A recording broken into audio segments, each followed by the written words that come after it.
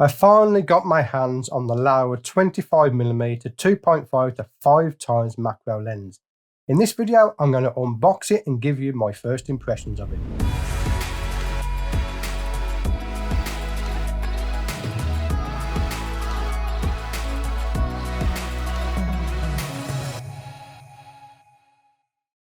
Hello, my name's Stewart, and in this video I'm going to be unboxing the Laowa 25mm 2.5 to 5 times macro lens. Let's jump straight into it. We're going to unbox the lens and then I'm going to give you my thoughts on the initial look of the lens and also some example photos.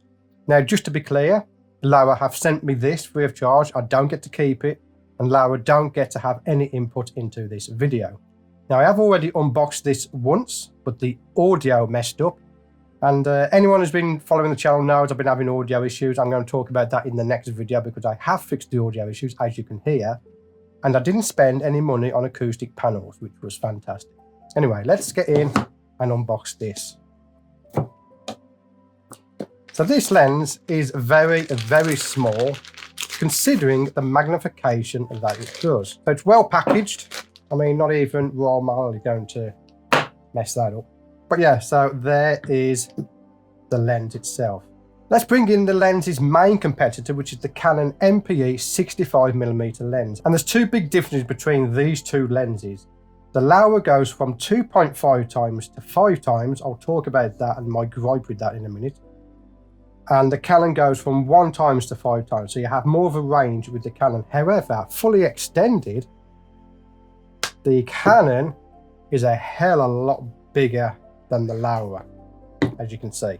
So if you like your compact, lightweight setups, the Laowa would be one to go for. If you're not bothered about that, like I am, then the Canon might be the one to go for. There's another major difference between the two, apart from the magnification and the size. The Canon has an electronically controlled aperture, which means the aperture changes size when you take the picture. Makes it a lot easier to nail your focus in low light situations. The Laowa is a full manual lens. And if that doesn't bother you, then great, you go with that, okay? I'm going to put in both of these lenses head to head in a future video, so subscribe if you're looking forward to that.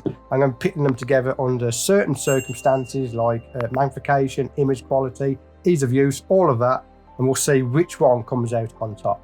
But for now, I just want to talk about the Laowa. So this is the 25mm f2.8 ultra macro 2.5 to 5 times macro lens. And this is for the RF mount, so it's a native mount to my EOS R camera.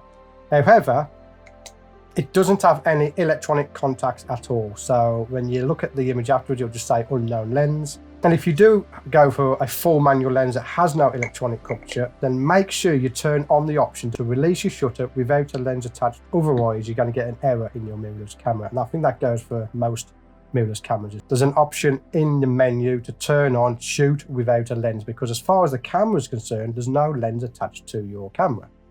At the front, we have a very small hole for the lens. Very small, these lenses are. And another difference between this and the Canon is there's no filter thread on the front of this lens. So you're not going to be getting your twin macro flash on there or your ring light on there.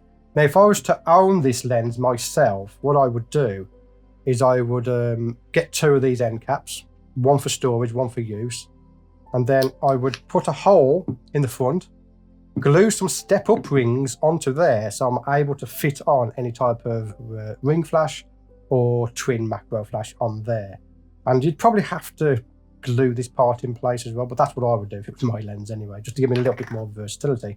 Laowa do supply an LED light that goes on the front of this lens, and that is for helping you to focus in low light situations. The first control is the magnification. So again, we go from 2.5 to 5 times.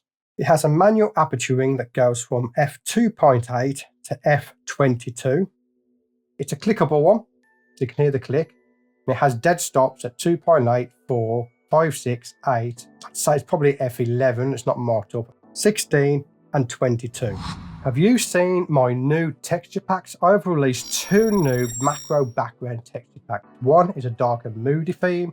The other is a bright and cheerful theme. These textures are great for adding to the background of your subjects to improve your macro photography, whether it be in the studio or out in the field. Check out the link in the description or go to stewartwood.com for more information. So my only issue with this lens is if you're using it with another macro lens, 100mm 2x, you're missing out on that 0.5 of the times magnification. Now, it doesn't sound like much, okay? And again, I would have to test it out in the field to give you my final thoughts, but initial thoughts would be, when I'm photographing the native jumpy spiders of the UK, which are the zebra jumpy spiders, I'm usually around 2 to 3 times magnification. So having a gap between the 2 and the 2.5 could be a big issue for photographing those type of spiders. Hence why I do like the Canon MPE 65mm lens. However, the images that I've seen so far that I've taken with this lens are much more cleaner than the Canon MPE 65mm lens. There's less chromatic aberration, less distortion. So it's going to be a toss-up between what you want and what's right for you. Again, I am looking forward to taking this lens out into the field to test it out. I'll give you some specifications of this lens. It weighs in at 400 grams. That is very, very light. I mean, compared to the Canon is just girth. It's massive. But this thing is really, really light. So it has 8 aperture blades for some nice bokeh in the outer focus areas. It's a full metal construction as well. So there's no cheap plastic on here, apart from the end caps, they're plastic. Apart from that, the rest of it is metal. So because I've already unboxed it once and the video failed, I have actually got some example images here for you. So I'm going to show you those now. So my first impressions is I'm quite impressed with the lens. I'm impressed with the size, I'm impressed with the weight and the image quality. My concerns at the moment, again, I need to test it out in the field before I can confirm, is that lack of the 0.5 magnification between 2 and 2.5. And the aperture ring on the front here. Now, I've only used it a couple of times, but every single time I have knocked this aperture ring. So you have to keep an eye on the aperture ring.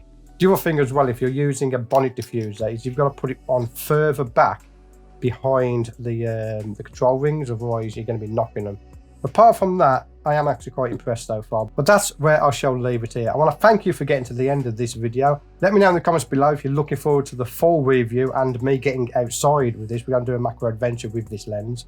But until then, my name's Stewart Wood and I will see you on the next video. Hello, my name's Stewart Wood and yep, I got the name right. Nothing much else apart from that. Nothing changes on this channel. Let's bring in the lens. I'm just checking myself on the field monitor. The Canon has electronic curvature. The Canon has an electronic aperture. Try again. And it has 8 aperture blades for some nice and it has 8 aperture blades for some nice background bokeh. I'm having trouble talking because I've gone and lost my false teeth, in case you hadn't noticed. Yeah, they ended up in a McDonald's trash compactor. I'm going to be putting these two head to head in a future video, so subscribe if you're looking out. Get down the end, I will. I'm going to be putting both of these lenses head to head. I'm going to put in both of these lenses head to head in a future video, so if you're looking forward to that and liking that.